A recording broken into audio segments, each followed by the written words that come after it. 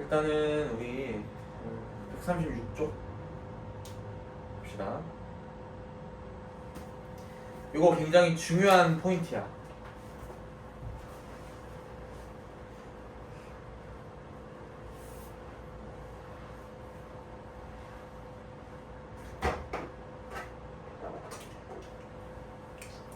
한글 맞춤법 제1장 총칙의 제1항은 한글 맞춤법은 표준어를 소리대로 적되 어법에 맞도록 함을 원칙으로 한다. 여기서 소리대로 적는다는 것은 구름과 같은 표준어를 발음 형태대로 적는 것을 의미한다. 그러니까 뭐 이거는 당연한 얘기야. 소리대로 적는다는 얘기는 당연한 얘기라고 생각합니다. 그치? 근데 여기 중요한 건 뭐냐면은 소리대로 적되 써있어. 가. 소리대로 적되 어법에 맞도록 한다. 이렇게 돼 있죠? 여기에서 소리대로 적되라는 거는 아까 얘기했듯이 구름이라는 단어를 우리가 구름이라고 얘기를 하면 되지 굳이 굴음이라고 쓸 이유는 없지. 얘 소리대로 적는 게 아니지. 근데 여기만 봐도 어법에 맞도록 적는다고 했을 때 어법에 소리가 어떻게 나? 어법에 이렇게 나지. 우리가 이렇게 적어? 안 적어. 얘는 소리대로 적는 게 아니야. 이렇게 쉽게 얘기하면 어떨 때는 소리대로 적고 어떨 때는 소리대로 적지 않는다는 뜻이네. 맞죠? 자, 그리고 어법에 맞도록 한다는 것은 한 단어가 다양한 발음 형태로 나타나는 경우에 뜻을 쉽게 파악하기 위해 뜻을 쉽게 파악하기 어려운 점을 고려하여 형태소의 원형을 밝혀 적는 것을 의미한다. 예를 들어서 옷 얘는 실제 발음이 어떻게 나는지 알아? 옷 뭐가 바뀌어야 돼? 안 바뀌어야 돼? 어떻게? 디귿. 이거 뭐야? 가는 사람 물방울이지? 기억나? 나랑 한 거 같진 않은데? 나랑 했었나? 아니지. 옷. 자, 가는 사람 물방울 이렇게 돼야 되는데 이거 음절의 끝소리 규칙이라는 그런 걸 우리가 얘기를 하죠. 근데 그걸 떠나서 옷이라는 말은 발음이 굉장히 다양하게 나요. 왜냐면은 우리가 옷이라고 얘기하면은 그냥 디귿 받침으로 적는 게 맞는 거 아니야? 그치. 근데 왜 시옷 받침으로 적어? 왜냐면은 우리가 옷이라고 할 때는 옷이가 되거든. 옷이라고 안 하거든. 그치. 그래서 그 다음에 옷만이라고 하면 이건 어떻게 발음해 우리가? 옷만이라고 그러죠. 옷만. 그러면은 형태가 어때? 디귿으로도 나타나고 시옷으로 나타나고 니은으로도 나타나. 근데 우리가 여기에서 가장 자연스럽게 이 세 가지 발음을 다 충족시킬 수 있는 게 뭐야? 시옷 받침이지. 그래서 시옷 받침으로 적는 거야. 그냥 시옷 받침으로 적는 게 아니라 잘 봐봐. 예를 들면 이런 것도 있어. 많다. 그치? 자, 여기도 한번 해보면 많아. 얘는 발음이 어떻게 나? 많아. 이렇게 나지? 이거 익숙한 거지. 게임 좋아하는 사람들은 많아. 미안. 자, 그 다음에 많다. 얘는 뭐라 그래? 많다라 그러지. 그러니까 얘를 많다라고 해버리니까 우리가 얘를 요렇게 안 적고 요렇게 적을 수가 없어. 왜? 이렇게 되면은 얘가 뭐가 돼버려? 그냥 많다가 돼버리잖아. 그치? 그래서 얘가 많다라고 소리가 나는 걸 우리가 뭐 하려면 설명을 하려면 여기 히읗을 넣어줘야 되는 거야. 그래서 기본형을 얘로 잡은 거야. 얘로 잡지 않고. 알겠어? 이게 기본형을 결정하는 원리야. 자, 그 다음에 형태소의 원형을 밝혀 적는다. 그래서 우리가 이런 식으로 적는 거를 어법에 맞도록 적는다라고도 하고 형태소의 원형을 밝혀 적는다. 요렇게도 이야기를 해. 형태소의 원형을 밝혀 적는다. 여기 써있듯이. 자, 형태소의 원형을 밝히는 경우를 살펴보자. 단어는 형성 방법에 따라서 두 개 이상의 어근이 결합되는 합성어와 어근의 앞이나 뒤에 파생 접사가 붙는 파생어가 있다. 자, 그래서 합성어와 파생어가 있대.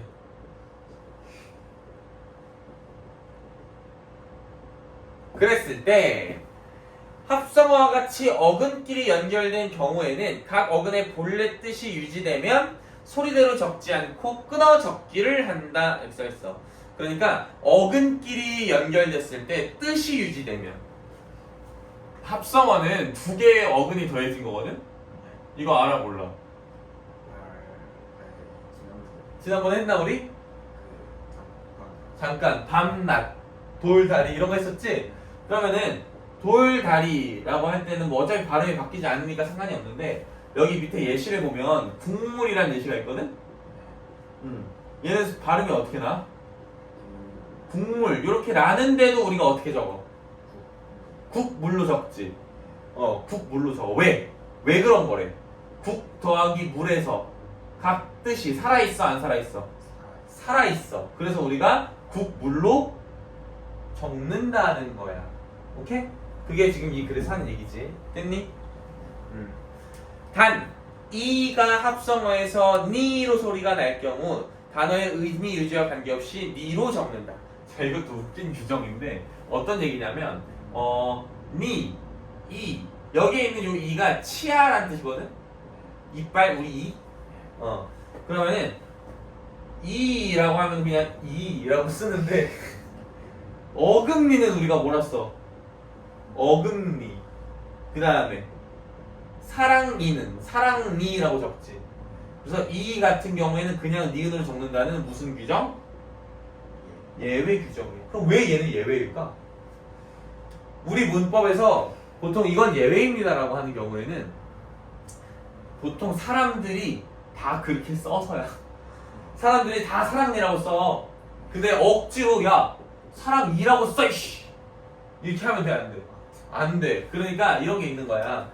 그 언어는 이건 좀 딴소리야. 언어는 여러 가지 특성이 있는데 그 중에 하나가 역사성이라는 특징이고 그 중에 다른 게 사회성이라는 특징이야. 여러 가지 특징이 있는데 그 중에 두 개만 가져오면 역사성이라는 말은 우리가 뭐라고도 얘기하냐면 시간이 지남에 따라서 예를 들어서 우리 중생국어 같은 경우에는 나란 말씀이 딩규게 달아 들어본 적 있어? 그 실제 발음이 나라스 말씀이 딩규게 달아 이런 식으로 읽는단 말이야. 근데 우리가 지금 그렇게 말해 안 해. 그러니까 시간이 지나면서 역사가 흐르면서 언어는 바뀌지. 바뀔 수밖에 없어. 그걸 우리는 가변성이라고 해. 바뀔 수 있는 성질. 어렵지 않지? 사회성이라는 것도 있어. 사회성은 뭐냐면 언어는 내가 이걸 가지고 텀블러라고 안 하고 옷장이라고 하면 돼 안 돼? 왜 안 돼? 그러면 의사소통이 안 되니까. 나 혼자 생각할 때는 그렇게 하는 말들이 있는데 남들이랑 의사소통을 할 때는 지켜야지. 그게 사회성이야. 그게 불변성이라고 해. 그러니까 언어는 이 두 가지 특징을 뭐 하고 있어? 완전 반대말이잖아. 같이 가지고 있어. 그러니까 우리가 얘기하는 어떤 어문 규정 이렇게 말씀하셔야 되고 이렇게 발음하셔야 돼요 라고 얘기하는 이 규정은 이걸 지키기 위한 거야. 그치? 근데 사람들이 그렇게 써왔어 지금까지. 그럼 얘가 지기도 하고 아무리 사람들이 그렇게 써도 안 돼요. 그건 그렇게 하시면 안 돼요 라고 하면 얘가 이기기도 하는 거야. 보통은 이게 이겨. 그래서 그걸 뭘로 넣어놔? 예외라고 넣어놔.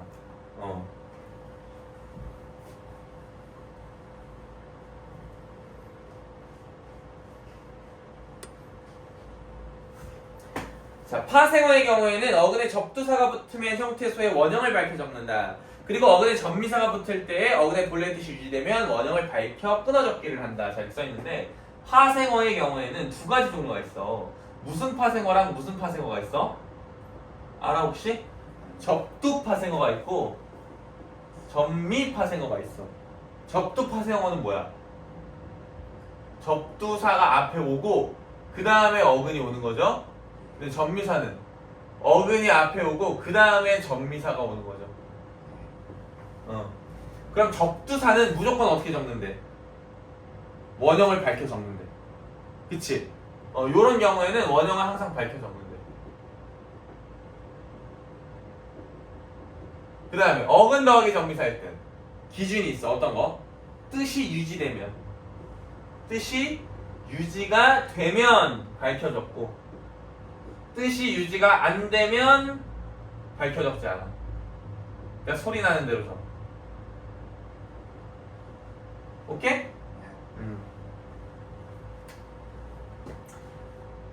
그래서 예를 들어서 보면은 먹이라는 예시가 있어. 먹이.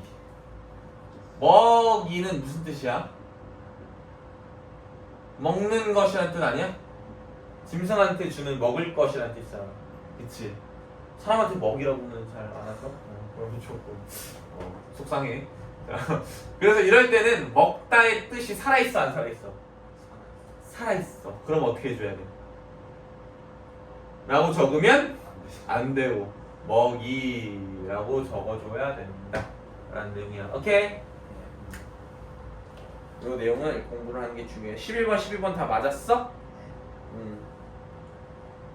13번도 맞았어?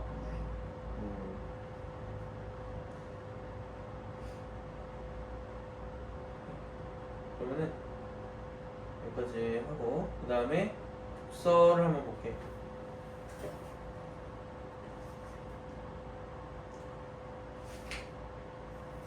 현대시는 안 해도 되잖아.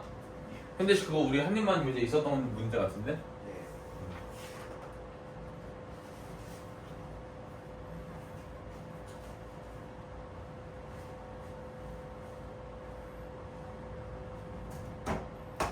자, 한번 읽어볼게. 종이가 개발되기 전 찾았어? 인류는 동물의 뼈나 양피지 등에 필요한 정보를 기록해왔다. 하지만 담긴 정보량에 비해서 부피가 방대하였고 그로 인해 보존과 가독의 어려움을 겪었다. 보존은 이제 남겨놓는 거고. 근데 왜 보존이 어려워? 부피가 너무 커서. 그치? 왜냐면 종이는 얇잖아. 근데 양피지는 두껍고 그리고 옛날에는 대나무 같은 데도 썼단 말이야. 대나무를 어떻게 해가지고 진짜 옛날에 이렇게 쪼개가지고 평평하게 만든 다음에 이렇게 동양에서도 썼었단 말이야. 그러면은 한 줄 썼는데 두께가 이만하잖아. 그치? 그래서 그런 것들이 어렵고 가독은 읽기 쉬운 게 가독이야. 그러니까 가독이 어려움을 겪어. 종이 그냥 싹싹 읽으면 되는데 대나무는 펼쳤다가 읽고 접어서 넣고 다시 펼치고 금방 읽고 다시 이렇게 해야 되니까 어렵잖아. 그런데 종이의 개발로 부피가 줄어들면서 종이로 된 책이 주된 기록 매체가 되었고 책의 보존성과 가독성, 휴대성 등을 더욱 높이기 위한 재책 기술의 발달이 요구되었다. 자, 그래서 우리가 종이가 만들어지고 나서 종이책을 만들기 시작해. 종이책을 만들면서 보존성, 가독성, 휴대성들을 높이기 위한 뭐를 발달시켜? 재책 기술. 재책 기술이 뭐야? 책을 만드는 기술의 발달이 요구되었다라고 하니까 아마 재책 기술에 대한 게 주제인 것 같아 지금. 그러면서 이 문단을 보면 서양은 종이책을 만들기 시작했을 때 재지 기술이 동양에 비해 미숙했고, 그러니까 서양 놈들이 맨날 지들이 우월하다고 하지만 동양에서 먼저 한 게 되게 많아. 그 중에 종이도 하나인가 봐, 그치? 그래서 재지 기술이 동양에 비해 미숙했고 질 나쁜 종이로 책을 제작해야 했기에 책의 내구성을 높이기 위한 기술이 필요했다. 그래서 지금 뭐에 대한 얘기를 하는 거야? 재책 기술 중에 책의 뭘 높이기? 내구성 높이기. 그치? 그래서 표지에 가죽을 씌우거나 나무판을 덧대는 방법을 개발했는데 이를 양장이라고 한다. 양장은 어떤 거다? 가죽이나 나무판을 덧대는 거. 어디에다가? 종이 표지에. 지금도 양장되어 있는 책들 있잖아. 여기 양장책 없나? 여기 양장책이 없네? 뭔지 알지 근데? 두꺼운 거. 그러니까 표지가 막 딱딱한 거. 딱딱한 거. 성경 같은 거. 그치, 성경 같은 거. 성경은 또 가죽으로 돼 있기도 하지. 딱딱하기도 돼 있고. 그래서 양장은 내지 묶기와 표지 제작을 따로 한 후에 합치는 방법이다. 내지는 실매기 방식을 활용해 실로 단단히 묶고 표지는 판지에 천이나 가죽 등의 마감재를 접착해서 만든다. 이렇게 써 있으니까 양장은 기본적으로 표지에다가 가죽이나 나무판을 덧대는 건데 표지와 뭐를 따로 제작해? 내지가 뭐야? 안에 있는 종이가 내지입니다. 자, 그래서 내지는 어떤 방식을 통해서 실매기로 묶고 표지는 판지의 천이나 가시등의 마감재를 접착해서 만든다. 표지와 내지를 결합할 때는 책등과 결합되는 내지 부분에 접착제를 발라서 책등에 붙인다. 책등이 뭐래? 책을 메어 놓은 쪽에 표지 부분이니까 여기가 책등이야. 여기. 그치? 그 책등에다가 뭐 한다는 거야? 내지 부분에 접착제를 발라 책등에 붙인다. 또한 내지보다 두껍고 질긴 종인 면지를 표지와 내지 사이에 접착제로 붙여줌으로써 책의 내구성을 높인다 이렇게 써있으니까 지금 책이 어떤 식으로 돼 있는 거지? 요렇게 그 그림이 있긴 하지 문제에. 그리고 요게 표지지. 그 다음에 요 사이에 뭘 만들어? 면지라는 걸 만드는 거야. 그치? 그 다음에 요 안에 있는 게 뭐가 되는 거야? 내지가 되는 거고 얘가 표지가 되는 거지. 그치? 요런 구성으로 되어 있다. 표지 부착 후에는 가열한 세막대로 앞뒤 표지의 책등 쪽 근데 지금 그림을 다시 보니까 이렇게 생긴 게 아니네. 면지가. 그치? 면지가 이렇게 생긴 게 아니라 요렇게 생긴데 요렇게 생긴 게 아니라 여기 따로 요렇게 면지가 있네. 그치?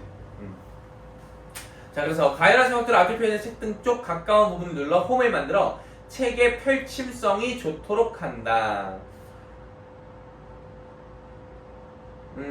앞뒤 표지에 책등 쪽 가까운 부분을 눌러. 아, 이거 보여주고 싶다. 그런 책이 없냐 여기? 뭔지 알아? 응. 왜? 여기는 홈이 살짝 돼 있는데 양장책 보면 여기 홈이 엄청 깊게 되어 있지. 그걸 얘기하는 거야. 그거. 펼침성이 좋도록 하는 거야. 자, 근데 여기 어렵지 않은 글이거든? 어렵지 않은 글인데 그거를 우리가 왜 하는지 이런 걸 아는 게 중요해. 예를 들어서 바로 옆에 21번 문제를 보면은 니은이 그 홈이잖아.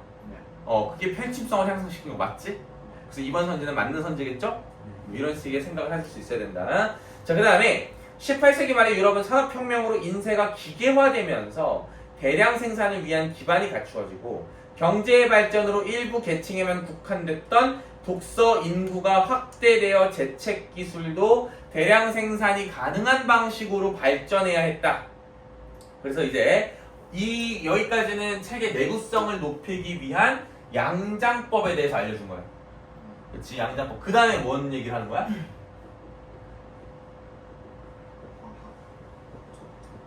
대량 생산. 맞아? 그래서 이를 위해 간편하게 철사를 사용해 매는 재책 기술이 개발됐는데 처음에 연맹이라 불리는 기술을 사용했다. 근데 연맹이는 책장 넘김이 용이하지 않아서 가운데 매기라고 불리는 중철이 주된 방식으로 자리 잡았다. 그래서 연매기가 있고 가운데 매기가 있는데 여기가 더 잘 쓰였다는 거지. 얘는 좀 불편했대. 중철은 인쇄지를 포개해 놓고 책장이 접히는 한가운데 부분을 디귿자형 철침을 이용해 메었는데 보통 두 개의 철침으로 표지와 내지를 고정하지만 표지와 내지가 한가운데서부터 떨어지는 경우가 잦아 철침을 4개로 받기도 하였다. 그래서 중철은 어떤 거야? 이런 거야. 이렇게 있잖아? 인쇄지가 이렇게 있잖아. 그래서 이렇게 얇은 책 정도로 생각해봐. 그럼 여기다가 박는 거야, 철침을. 그치? 그 얘기인 것 같아. 그래서 스테이플러 박듯이. 그래서 중철은 광고지 팸플릿 등 오랜 보관이 필요 없거나 분량이 적은 인쇄물을 사용했으며 중철된 책을 쉽게 펼쳐 넘길 수 있었고 두루마리처럼 말아서 간편하게 휴대할 수도 있다. 20세기 중반에는 뭐해? 화학적 착제, 그래서 무선철. 그래서 여기는 중철. 대량 생산에서 첫 번째 중철에 대한 얘기를 하고 그 다음에 뭐에 대한 얘기를 한 거야? 무선철.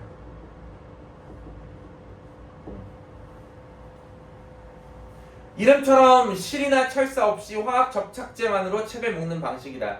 이 방법은 자동화가 가능해 대량 생산에 더욱 적합했고 생산 단가가 낮으면서 판매 가격을 낮출 수 있어 책의 대중화에 기여했다. 그리고 1990년대는 습기 경화형 우레탄 한멜트 뭐라 그래야 되지? 이름이 깐진하지 않냐? 우레탄 핫멜트 단돈 99,900원 이런 느낌이지. 개발되면서 개발 초보다 내구성이 더욱 강화된 책을 만들게 되었다. 무선철 기술은 지금도 계속 보안 발전하고 있으며 그리는 오늘 대부분 지금 무선철 방식이 지속되고 있다. 자, 그러니까 봐봐. 이 글은 아주 간단하게 요약하면 어떻게 되는 거야? 세 단어로 요약할 수 있어. 어떻게? 양장, 중철, 무선철. 그치? 그럼 이건 어떤 식으로 글이 전개되는 거야? 그치? 시간의 흐름에 따른 뭐의 발달? 기술의 발달. 이건 무슨 형 지문이야? 과정형 지문이야. 그 독서 지문의 유형에 대해서 얘기해줬던 거 기억나니? 됐어. 지금 얘기해줄 필요 없을 것 같아.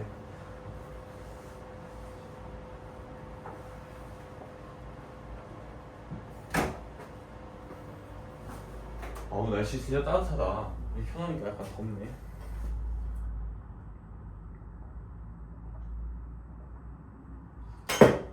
자, 그 다음에 여기서 틀린 문제 있어? 하하! 고쳐서 다시 맞았어? 그거 확인 안 해. 몇 번 했어, 고쳐서? 오답했다며, 아까. 예. 그걸 확인 안 하는 게 무슨 오답이야. 그걸 확인해야 오답이지. 몇 번 했는데, 다시 풀어서. 그것도 안 해. 아, 그냥 거기다 입력을 했어? 기억이 안 나, 이게? 근데 아마 틀렸을 거예요.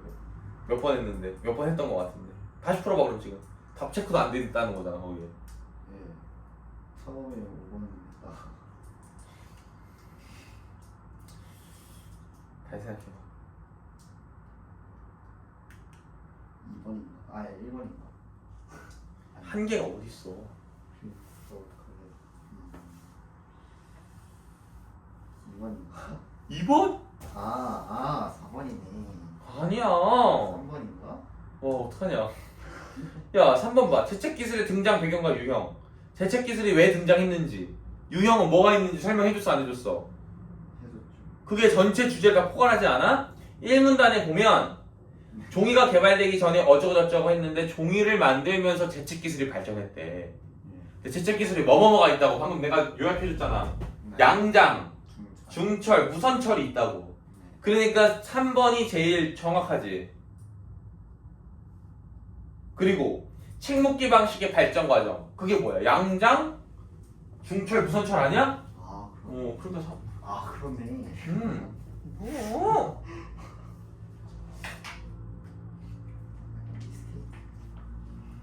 미스테이크 같은 소리 하고 있네.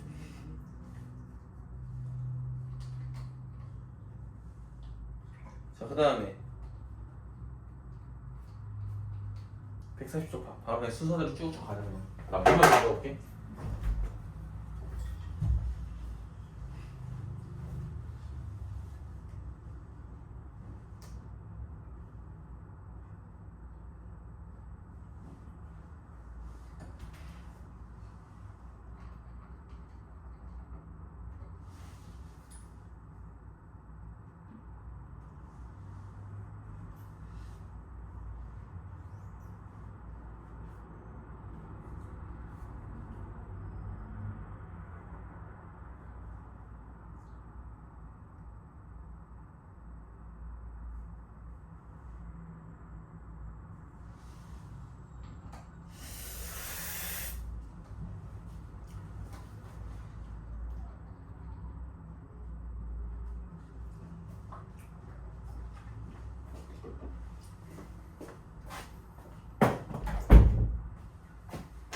자, 18세기 조선에서는 진경산소가 유행하였다.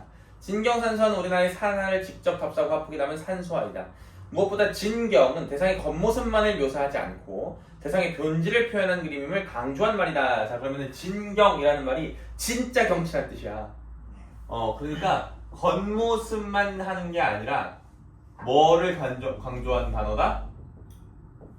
본질, 그쵸? 하지만 대상의 본질에 대한 이해는 각각에 따라 다르게 나타났다라고 하니까 만약에 어떤 산이 있어. 그럼 요 산을 있는 그대로 예쁘게 그리는 게 중요한 게 아니라 이 산의 본질을 잡는 게 중요해. 진경산수화에선. 근데 이 사람들이, 화가들이 본질이 뭐냐에 대해서 하는 생각이 다 달랐다 라고 얘기를 하는 거지. 맞아? 그러면은 어떻게 나오겠어, 글이? 글을 예상을 해봐. 다양한 작가들이 어떻게 본질을 나타내려고 했는지가 나오지 않겠어? 그치. 그러니까 일문단을 읽으면서 그런 정보를 파악하려고 해야 돼. 오케이? 이 시기의 대표적인 작가인 겸재정선은 중국의 화법인 남종문인화 기법을 바탕으로 해서 우리 사나를 주체적으로 했다. 자, 겸재정선 씨는 어떤 거? 중국의 화법인 남종문인화, 그냥 남이라고만 쓸게.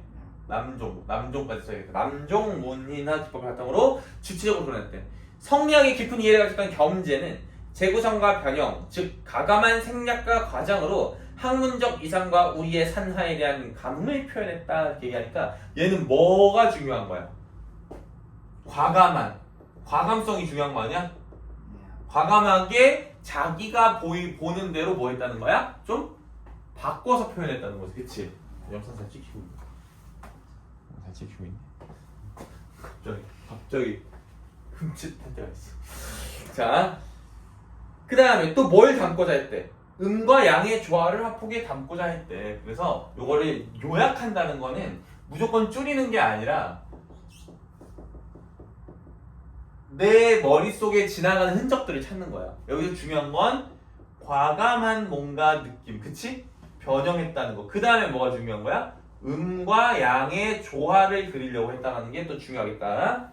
자, 구룡폭도에서 물줄기가 내 눈앞에서 쏟아지는 듯한 감흥을 표현하기 위해 겸재는 앞, 위, 아래에서 본 것을 모두 한 그림에 담아냈다. 그래서 여기 예시가 나와 있어. 어떤 예시? 구룡폭도. 구룡폭도에서 앞, 위, 아래에서 본 것을 모두 한 그림에 담아냈대. 폭포수를 강조하기 위해 물줄기를 길고 곧게 내려긋고 위에서 본 무릎덩이를 과장되게 둥글게 변형했다라고 하니까 재구성도 하고, 재구성이 뭐야? 앞, 뒤, 옆을 한 번에 담은 거, 그치? 그 다음에 또 어떻게 했대? 과장도 했지. 과장되게 둥글게 변형했다며. 그림을 보는 이들의 폭포수의 감흥에 집중할 수 있도록 실제하는 폭포 너머의 봉우리를 과감히 생략했어. 생략도 했어.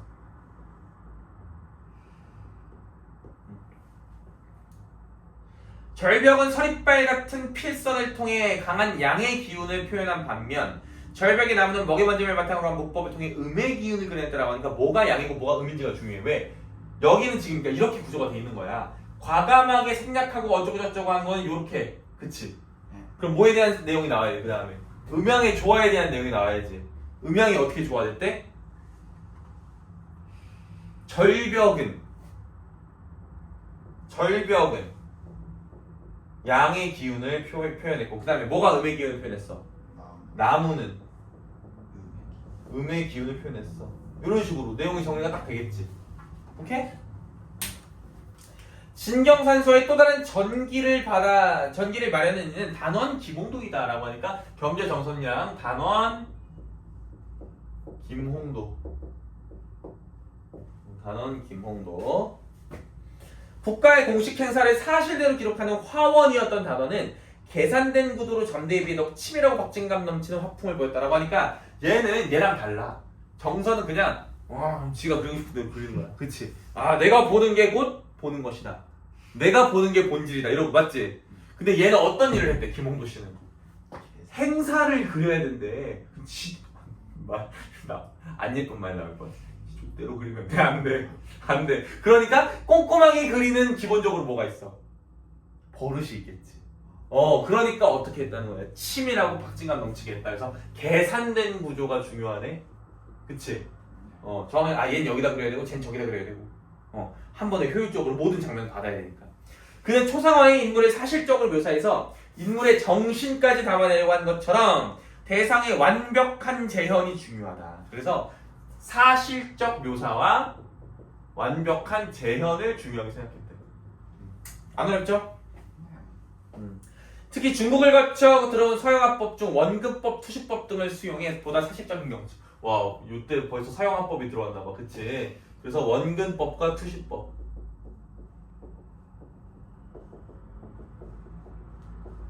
투시법이 뭐지? 자, 정조의 명을 받아 단원이 그린 구룡연은 자, 예시 구룡연은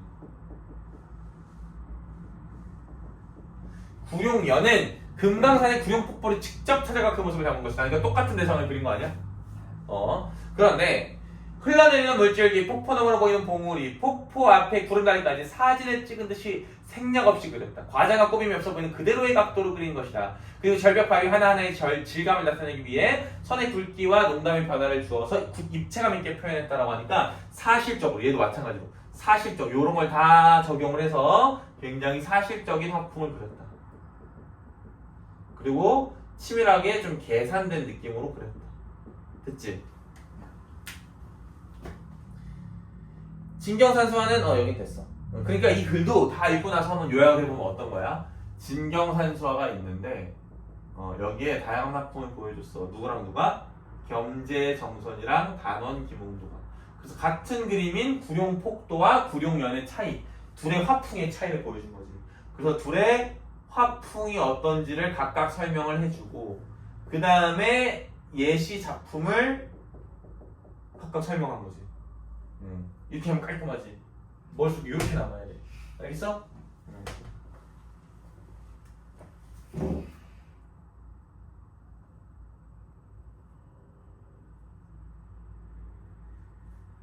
다음 보자. 141쪽.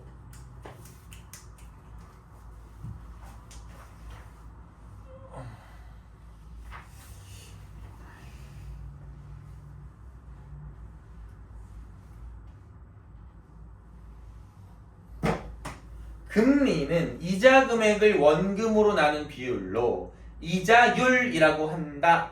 금리란 이자를 원금으로 나눈 비율.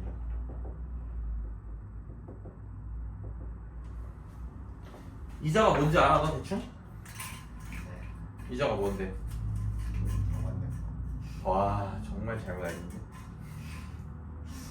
돈을 더 받는 거? 아, 은행에 넣어두면? 네. 은행에 넣어두면 왜 은행이 돈을 더 주는 거야? 너가 좋아서? 그러게요.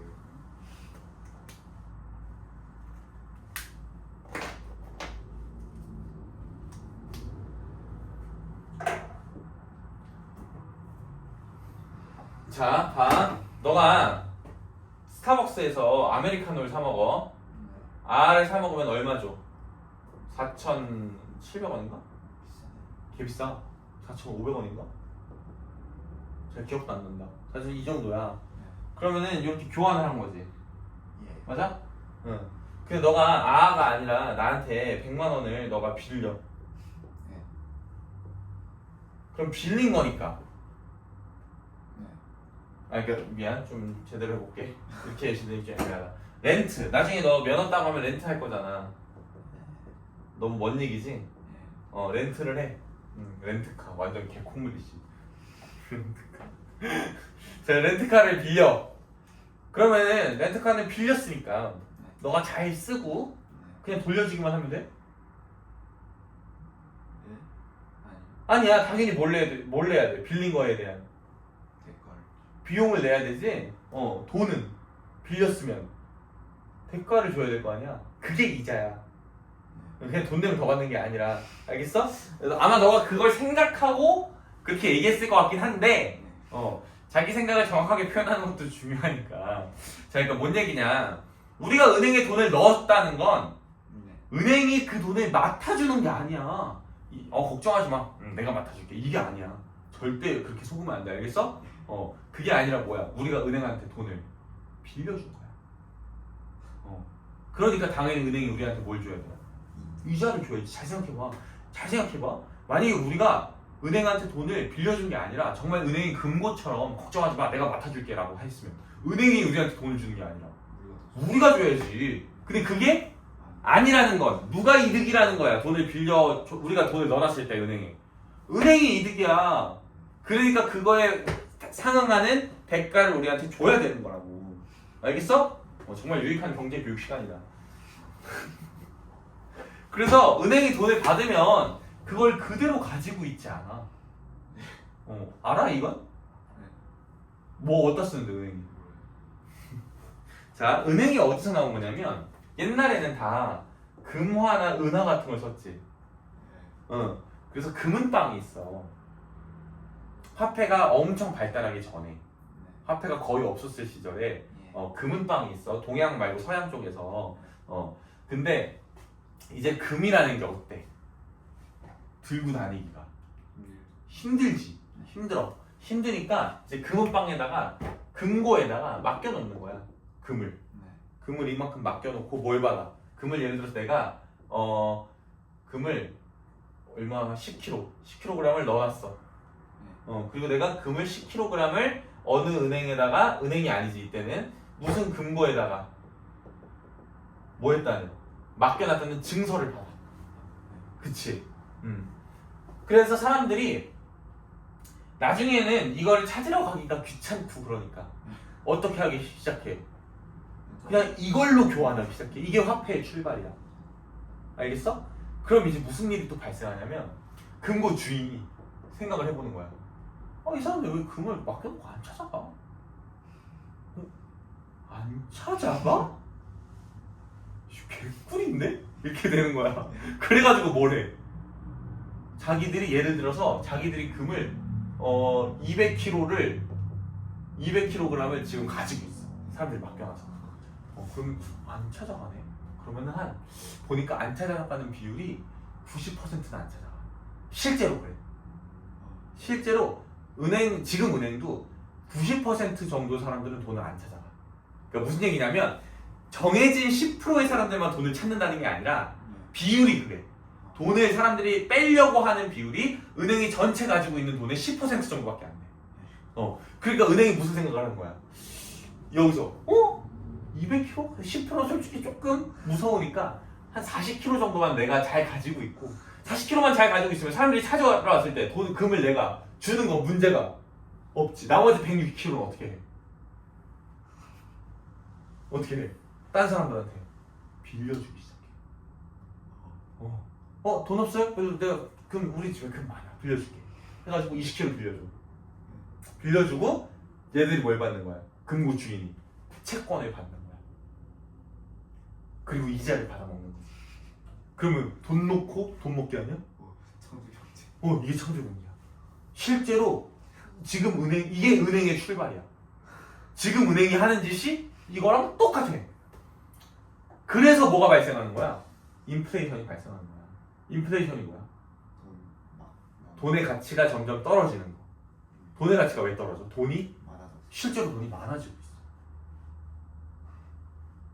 오케이? 실제로 돈이 많아지고 있어.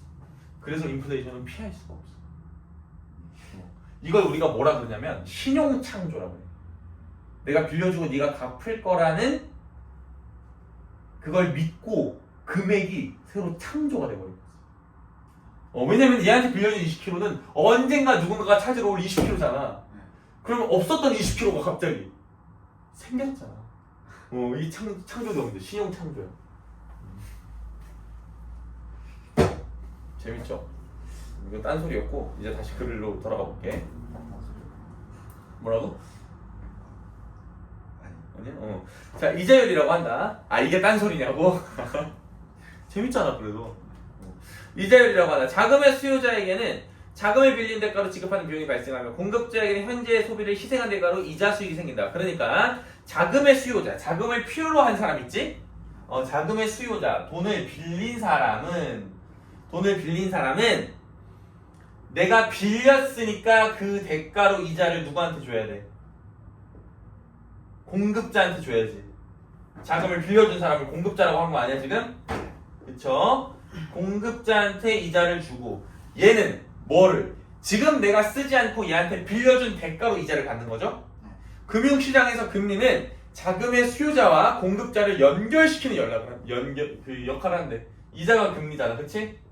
똑같은 거야. 그러고 나서 보면 금리는 일반적으로 명목금리와 실질금리로 구분한다. 어렵다 이걸. 안 어려웠어? 풀면서? 어려웠어요.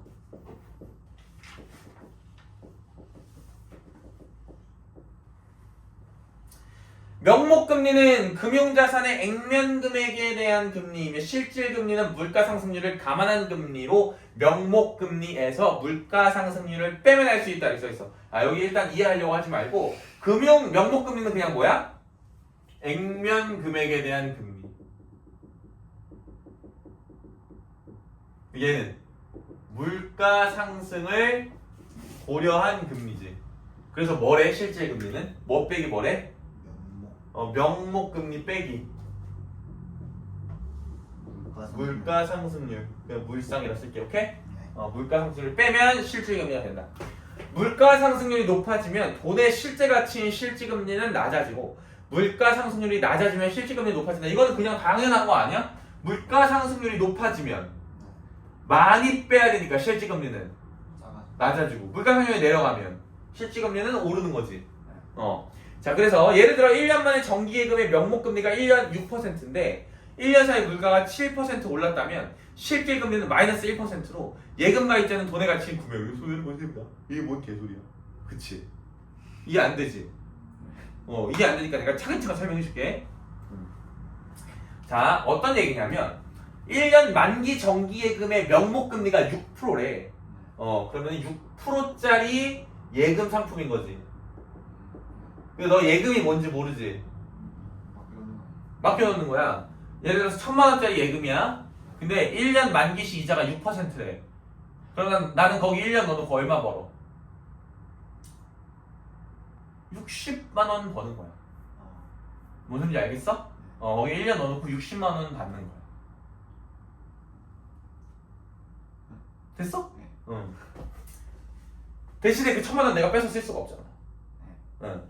자, 근데 그러면은 요게 뭐가 되는 거야? 그냥 액면 앞에 보이는 금액이야. 그리고 요게 그냥 명목 금리가 되는 거거든? 6%가?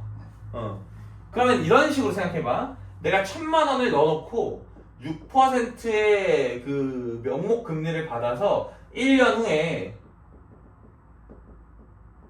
1060만원이 됐지. 근데 물가 상승률이 얼마야? 그래서 7%라 그러지. 그럼 내가 6% 벌면 뭐해? 물가가 7% 올랐으면 손해 아니야? 무슨 얘기인지 알겠어? 물가가 7% 올랐으면 돈을 맡겨놓고 6%를 받는 것보다 차라리 물건을 사놓는 게 나은 거야. 무슨 얘기인지 알겠어? 무슨 얘기냐면 옛날에 만약에 내가 10만 원이면 예를 들어서 우리 이렇게 생각해보자. 10만 원에 어떤 내가 사고 싶은 뭐가 있을까? 10만 원짜리 신발 10만 원짜리 신발이 있다 쳐봐. 그래서 내가 이 6천만 원을 가지고 왜 6%를 들었냐면 이 신발을 6개 사고 싶어서. 만약에 했다고 쳐봐. 예를 들어서 근데 물가 상승률이 7%야. 그러면은 10만 원짜리 신발이 1년 후에 얼마가 돼 있는 거야? 얼마지? 10만 7천 원이지. 10만 7천 원. 이렇게 계산을 해보는 게 공부야. 자, 그럼 10만 7천 원이 됐어. 그럼 이거 6개 하면 얼마야? 64만 2천 원이니까 이거 살 수 있어 없어? 6개 못 사지. 손해본 거지. 차라리 그냥 내가 갖고 있던 돈으로 신발 6개 미리 사놨으면 이렇게 벌었을 텐데. 그러니까 신발이 감가상각만 안 되면, 신발 가치가 떨어지지 않으면, 그치? 이렇게 됐을 텐데. 그러니까 이게 내가 뭐 했다는 거야? 손해봤다는 거야. 그걸 수치로 치면 이렇게 되는 거야. 물가 상승률이 7%니까 실질 금리가 얼마가 된다? 실질 금리는 명목 빼기 뭐니까? 물가 상승률이니까 마이너스 1이 된다. 오케이? 요게 명목과 실질의 차이야. 됐어? 그리고 명목금리보다는 일정 기간 실현된 실제 이자 수익률인 실효 수익률을 따져봐야 한다. 그래서 여기까지 우리가 잘 이해했어. 처음에 우리가 이해했어야 되는 부분은 뭐야? 명목과 실질 금리의 차이지. 그래서 1. 명목과 실질의 차이.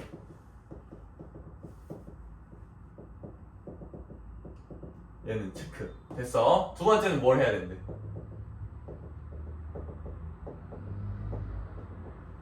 실효 수익률을 봐야 되는데. 실효 수익률.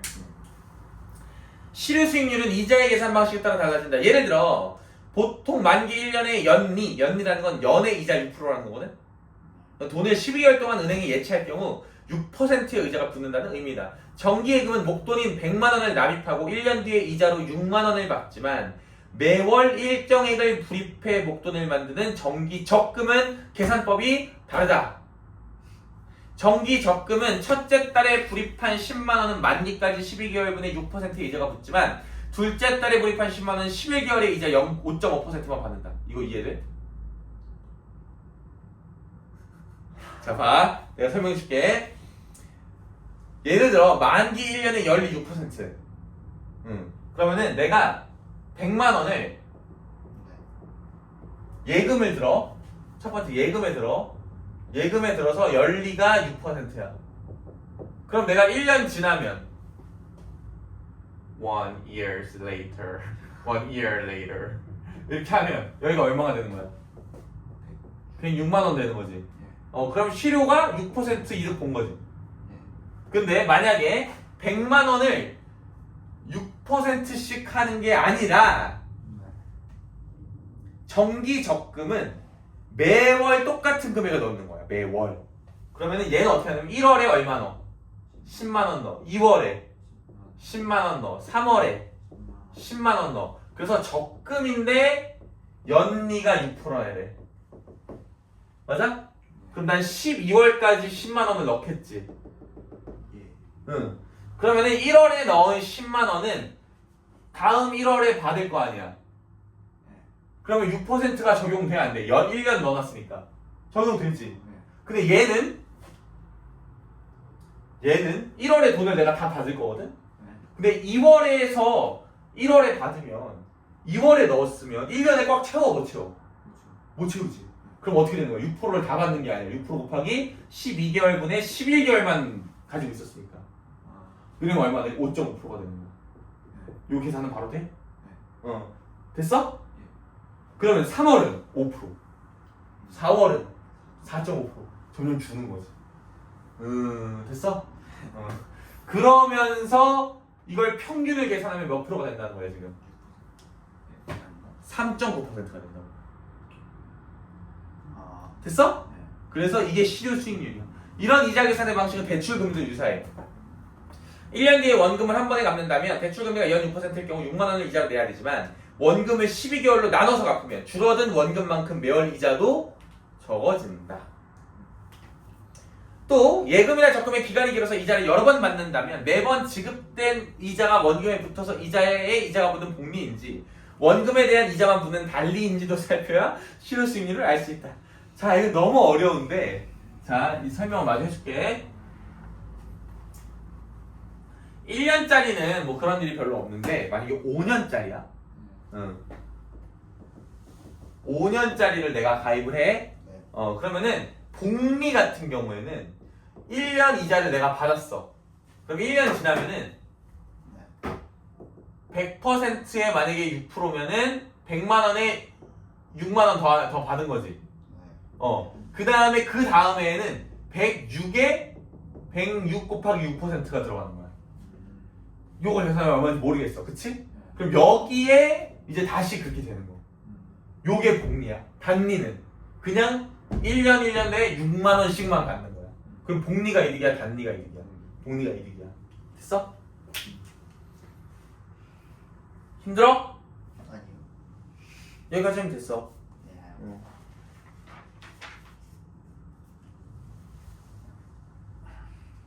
독서 또 하면 너 너무 힘들겠다, 그치? 소설 볼까? 소설. 눈길? 뭐 하는 건지 잘 모르겠어. 그래 그럼 같이 읽어보자.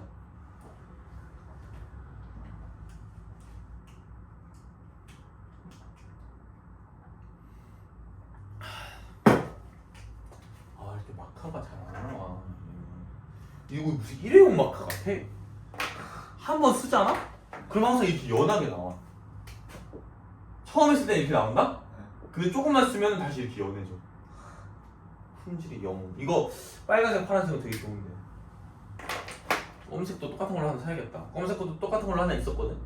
검은색이다 보니까 너무 금방 써가지고 또 사기가 귀찮아가지고 그냥 여기 있는 거 쓰고 있는데 너무 별로네. 이거 어디 거야? 펜맥스? 오케이.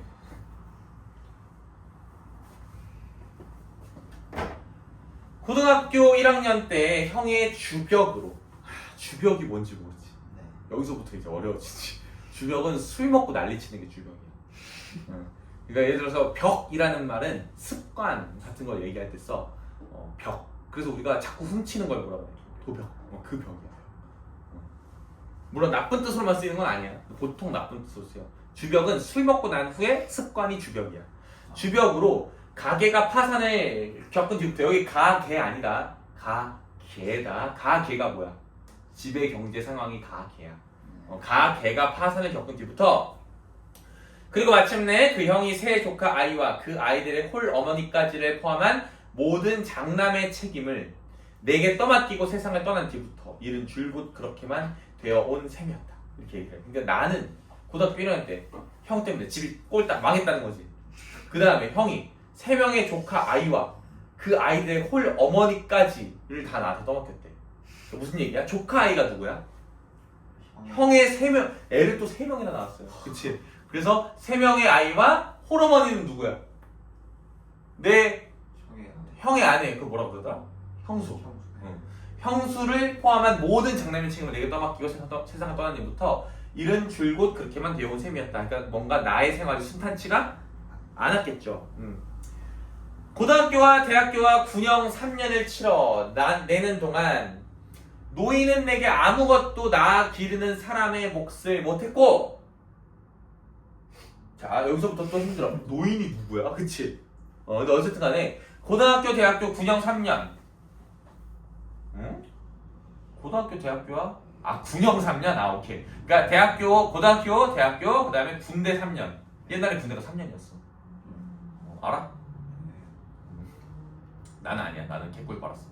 그런 동안 노인은 내게 아무것도 나 기르는 사람의 몫을 못했다.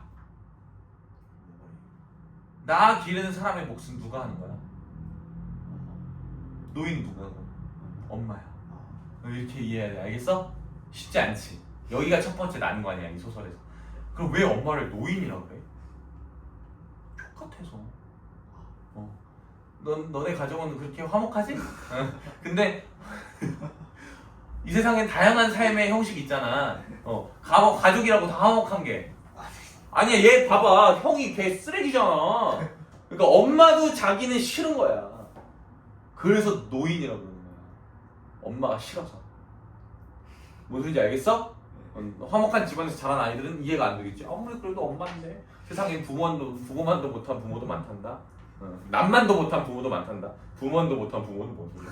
자, 나는 또 나대로 그 고등학교와 대학과 군영의 의무를 치르고 나서도 자식놈의 도리는 엄두를 못 냈다. 나는 나대로. 그러니까 어쨌든 고등학교 힘든 상황 속에서 고등학교도 다니고 대학도 다니고 군까지 갔다 와서도 자식놈의 도리는 못했대. 그 말은 뭐야? 나도 엄마한테 효도를 하지는 못했어. 노인이 내게 베푼 바가 없어서가 아니라, 그러니까 노인이 나한테 뭐 해준 게 없어서 형 나도 효도 하나 봐라 이랬던 마음이었다기보다는 그냥 효도를 할 만한 뭐가 없었어. 돈도 없고 상황도 안 됐어. 처지가 안 됐대. 나는 나대로 형이 내게 떠맡기고 간 장남의 책임을 감당하기를 사양하지 않을 수 없었기 때문이었다라고 하니까, 형이 나한테 맡기고 간 누구를 책임지는, 형의 아이들과 형수를 책임지느라고 엄마한테는 뭘 해주지도 못했다라는 서술이야. 이해돼? 노인과 나는 결국 그런 식으로 서로 주고받을 것이 없는 처지였다. 노인은 누구보다 그것을 잘 알고 있었다. 그렇기 때문에 내게 대해선 소망도 원망도 있을 수 없었다. 그러니까 가족이 너무 힘드니까 노인도 나도, 엄마도 나도 서로가 서로한테 뭘 기대한다든가 서로가 서로를 챙겨준다든가 이럴 만한 상황이 못 되었다는 뜻이다. 그치? 중략 부분의 줄거리. KC에서 공부하며 고등학교 1학년을 보내고 있던 나는 형이 재산을 탕진해 집을 팔았다는 소식을 듣고 고향에 온다. 여기 잘 봐야 돼. 중략 부분에 보면 얘가 KC에서 공부하면서 고등학교 1년을 보냈대잖아. 그러면 이거 갑자기 어디로 간 거야? 과거로 간 거야. 그런 거 잘 체크는 하니? 그래서 나는 형이 재산을 탕진해 집을 팔았다는 소식을 듣고 고향에 온다. 당시 노인은 나에게 상처를 주지 않으려고 새 집주인의 양해를 얻어서 내가 그 집에서 하룻밤을 잘 수 있게 하였다. 다음날 새벽 노인은 눈길을 헤치며 차 타는 곳까지 나를 바래다 준 후 홀로 눈길을 되돌아왔다. 자, 이 중요한 부분의 줄거리가 뭐냐면 내가 집에 왔어. 근데 집을 팔았어. 누구 때문에? 형 개새끼 때문에 집을 팔았어. 근데 엄마, 그 당시 엄마, 엄마인데 노인이라고 부르는 이 엄마는 얘가 군대에서, 미안해, 고등학교 1학년을 보내고 있다가 집에 왔는데 우리 집이 없어져 있으면 그게 뭐가 되겠어? 굉장히 상처가 되겠지? 그러니까 집은 이미 팔아서 딴 사람 건데 그 새 주인한테 양해를 구해서 우리 아들이 나오면 하루만 여기서 묵을 수 없을까요? 이렇게 한 거야. 엄마의 사랑이 느껴지니? 그 염치 불구하고 새 주인한테 얘기를 해가지고 새 주인도 착하지 근데? 왜 그렇게 해줬어? 그러고 나서 차 타는 것까지 버려다 준 후에 돈이 없으니까 자기는 그냥 걸어서 눈길 속을 홀로 돌아왔다는 우리 노인의 이야기. 슬프지? 그 다음에 갑자기 누군가가 말을 해. 근데 중략 이후잖아. 그러니까 아예 새로운 장면이지. 그럼 이 말을 누가 하는지를 함부로 우리가 정하면 돼, 안 돼? 안 돼. 모르는 채로 일단 읽어봐. 길을 혼자 돌아가시던 그때 일을 말씀이세요? 눈길을 혼자 돌아가다 보니 그 길엔 아직도 우리 둘 말고는 아무도 지나간 사람이 없지 않았겠냐? 이건 누가 하는 말이야? 두 번째 말은? 눈길을 혼자 돌아가다 보니 엄마가 하는 말이지. 그치? 그리고 그 위에는 누군지 모르겠어. 눈발이 그친 신장로 눈 위에 저하고 나하고 둘이 걸어온 발자국만 나란히 이어져 있구나 하니까 무슨 얘기냐면 과거에 얘를 집에서 하룻밤 보내고 차를 타는 곳까지 데려다 줬지? 데려다 주고 그럼 두 명의 발자국이 이렇게 있었을 거 아니야, 맞지? 두 명이. 노인이랑 나랑 데려다 줬으니까 여기까지 나를. 집에서 하룻밤 재우고 네. 중략 부분의 줄거리에 보면 예. 차 타는 곳까지 엄마가 나를 바래다 줬다며. 예. 그러니까 엄마의 발자국, 나의 발자국이 있었겠지. 그리고 나는 차 타고 가고 고등학교로 다시. 엄마는 여기 혼자 돌아오는데 아무도 그 시골길을 걷지 않아서 내 발자국이랑, 그러니까 엄마 발자국이랑 아들 발자국밖에 없었다는 거야. 그럼 엄마가 돌아오면서 아들이 얼마나 보고 싶었겠어. 무슨 얘기인지 알겠어? 이렇게 매일마냐. 자, 그래서 잘 이해하고 있는 거지? 예. 자, 그래서 기억을 보면 둘이 걸어온 발자국만 나란히 이어져 있구나라고 하니까 그 밑에서 뭐라 그래? 그래서 어머님은 이라고 하니까 아마 누구로 추정이 돼? 나의 아내 아닐까? 그렇게 추정이 안 돼? 야, 어머니가 아니라 어머님이라는 건 보통 며느리가 시어머니를 부를 때 어머님 이렇게 얘기하는 거야. 몰랐어? 이제 알면 됐어. 여기서 알아야 돼. 아내라는 걸. 어머님은 그 발자국 때문에 아내 생각이 더 간절하셨겠네요. 간절하다 뿐이겠냐? 신장로를 지나고 산길을 들어서도 굽이굽이 돌아온 그 몹쓸 발자국들에 아직도 도란도란 저 아그가 자기 아들 나를 얘기하는 거야. 아그의 목소리가 따뜻한 온기가 남아있는 듯만 싶었지. 산비둘기만 푸르륵 날아올라도 저 아그 넋이 새가 되어 다시 되돌아오는 듯 놀라지고 나무들이 눈을 쓰고 서 있는 것만 봐도 뒤에서 금세 저 아그 모습이 뛰어나올 것만 싶었지. 하다 보니 나는 굽이굽이 외지기만 한 그 산길을 저 아그 발자국만 따라 밟고 왔더니라. 내 자석아 너 둘이 온 길을 이제는 이 몹쓸 늙은 것 혼자서 너를 보내고 돌아가고 있구나. 이런 생각을 했대. 그치? 근데 왜 몹쓸 늙은 것이라고 하는 거야 스스로한테? 자기가 엄마 노릇을 제대로 못 해준 것 같아서. 그러니까 엄마가 그냥 자기 노릇을 못한 거에 대한 엄마도 충분히 미안함이 있어 없어? 있어. 어머님 그때 우시지 않았어요? 울기만 했겠냐? 오목오목 디디어놓은 그 아그 발자국마다 한도 없는 눈물을 뿌리며 돌아왔지. 내 자석아 부디 몸이나 성이 지내거라. 부디 너라도 좋은 운 타서 복받고 살거라. 눈앞이 가리도록 눈물을 떨구면서 눈물로 저 아그 앞길만 빌고 왔지. 그 감정이 느껴지니? 엄마의 감정? 너 티야? 노인의 이야기는 이제 거의 끝이 나고 있는 것 같았다. 아내는 적어도 여기서는 알아야지. 그치? 맞아? 아내는 이제 할 말을 잊은 듯 입을 조용히 다물고 있었다. 그런데 그 서두를 것도 없는 길이라 그렁저렁 시름 없이 걸어온 발걸음이 그래도 어느 참에 동네 뒷산을 당도에 있었구나. 하지만 나는 그 길로는 차마 동네를 바로 들어설 수가 없어. 잿등 위에 눈을 쓰고 아직도 한참이나 시간을 기다리고 앉아 있었더니라. 왜 동네로 바로 들어갈 수가 없어? 집이 없잖아. 집 팔아가지고. 그러니까 동네 들어가지를 못하고 어디 가냐 이러고 있었던 거야. 이사 가는 집으로 가긴 해야 되는데. 어머님도 이젠 돌아가실 것처럼 없으셨던 거죠. 한동안 조용히 입을 다물고 있던 아내가 이제 더 이상 참을 수가 없어진 듯 갑자기 노인을 추궁하고 나섰다. 그녀의 목소리는 이제 울먹임 때문에 떨리고 있었다. 그러니까 아내가 어머니 얘기 들으면서 막 우는 거야. 우리 어머니 너무 힘드셨겠다 이러면서. 이해가 안 돼? 이해는 되지. 내용은 이해가 되는데 감정적으로 이해가 안 돼? 그런 건 아니야? 알겠어. 나 역시도 이젠 더 이상 노인을 참을 수가 없었다. 이제나마 노인을 가로막고 싶었다. 왜 그럴까? 한번 읽어볼게. 아내의 추궁에 대한 그 노인의 대꾸가 너무도 두려웠다. 노인의 대답을 들을 수가 없었다. 하지만 그 역시도 불가능한 일이었다. 나는 아직도 눈을 뜰 수가 없었다. 불빛 아래 눈을 뜨고 일어날 수가 없었다. 사지가 마비된 듯 가라앉아 있는 때문만이 아니었다. 졸음기가 아직 아쉬워서도 아니었다. 여기에서 우리가 뭘 알 수 있어? 어떤 상황이야? 지금 나는 자는 척을 하고 있어. 자다가 엄마랑 아내가 두런두런 얘기하는 소리 때문에 깨서 그 얘기를 우연히 들은 거야. 그리고 뭘 깨닫고 있어 지금? 나는 엄마를 참 미워했는데 엄마가 나한테 자기 역할을 제대로 못했다고 생각했는데 지금 아내랑 엄마가 얘기하는 걸 들어보니까 우리 엄마가 날 참 사랑했었구나 하는 걸 깨닫고 그게 스스로 너무 엄마한테 못했던 게 부끄럽고 미안해서 차마 눈을 뜨고 나 깨있어 라고 할 수가 없어가지고 그냥 자는 척을 하고 있는 거지. 그래서 눈물이잖아요. 눈꺼풀 밑으로 뜨겁게 차오르는 것. 이게 눈물이죠. 그걸 아내와 노인 앞에 보일 수가 없어서 그것이 너무 부끄러웠다. 왜 부끄러워? 엄마한테 못했던 게 미안해서. 그치? 아내는 이번에도 그러는 나를 알고 있었던 것 같았다. 여보 이젠 좀 일어나 보세요. 일어나서 당신도 말을 좀 해보세요. 그러니까 아내는 얘가 깬 걸 알아볼라. 알아.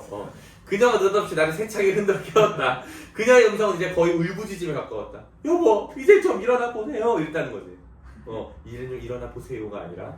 그래도 나는 일어날 수가 없었다. 뜨거운 것을 숨기기 위해 눈꺼풀을 꾹꾹 눌러 참으면서 내쳐 잠이 든 척 버틸 수밖에 없었다. 그래서 끝까지 다 자는 척을 해. 저기가 집인 거예요. 집이지. 이제는 미래야. 미래여서 나도 생활이 어느 정도 안정이 된 상태야. 그래서 어머니를 모시고 사는 거야. 아내랑 같이. 그런 상황도 상상을 할 수 있어요. 그치. 그 아내랑 그 엄마가 그 저기 길에서 얘기하다가 집에 들어온 거예요. 길에서 얘기하다니요? 아니에요? 아니 이거 지금 뭐? 와 이건 이해를 안 오케이 이해했어. 뭔데? 설명해봐 내가. 아니 지금까지 한 게 과거에 내가 되돌아와가지고 집에 되돌아왔을 네. 때 어머니가 아들을 보내고 네. 슬프게 돌아오면서 느꼈던 감정을 여기까진 과거고 거기서 이제 현재의 아내와 어머니가 노인이 얘기를 하고 있고 나는 여기서 자고 있고 오케이. 완전 다른 공간이지. 그러니까 네. 이 얘기를 어머니가 하고 있는 거야 제 아내한테. 됐어? 그래서 음성이 아직 흐트러지지 않고 있는 건 오히려 그 노인뿐이었다. 가만두거라. 아침길 나서기도 피곤할 것인데 그러니까 나중에 출근해야 되는데 고단하게 자고 있는 사람 못하러 그러냐? 이렇게 얘기하는 거지. 근데 사실 이거는 엄마도 얘가 깬 걸 알까 뭘까? 알 것 같은데 내가 봤을 땐 왜 이렇게 얘기하는 거야? 아유 냅둬.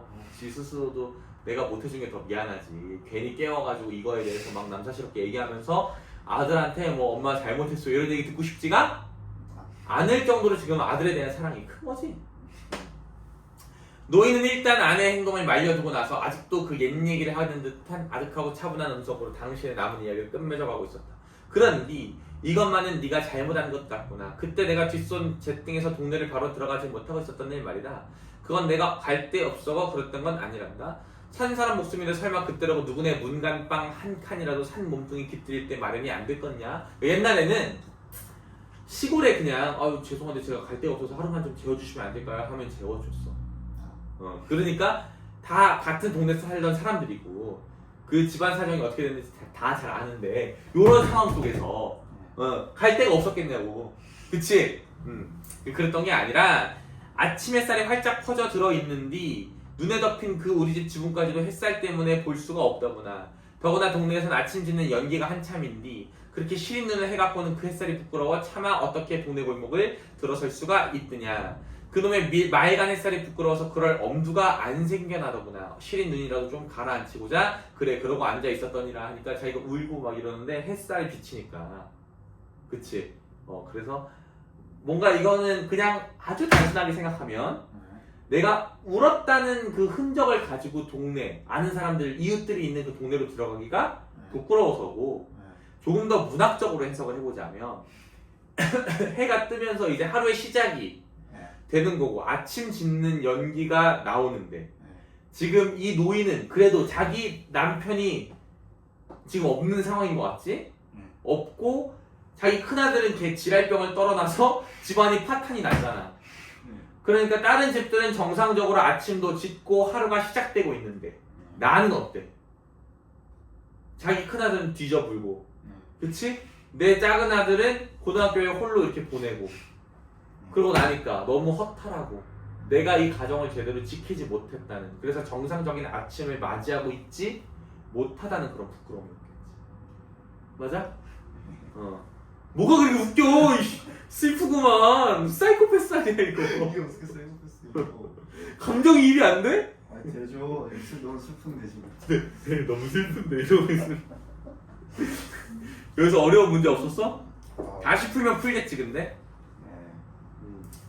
알겠어. 오늘 여기까지 하고 한 입만 숙제가 좀 많겠다. 나랑 안 해가지고. 그치? 열심히 풀어. 바로 다음 거 하면 되는 거죠. 다른 거 풀면 돼. 기다려봐.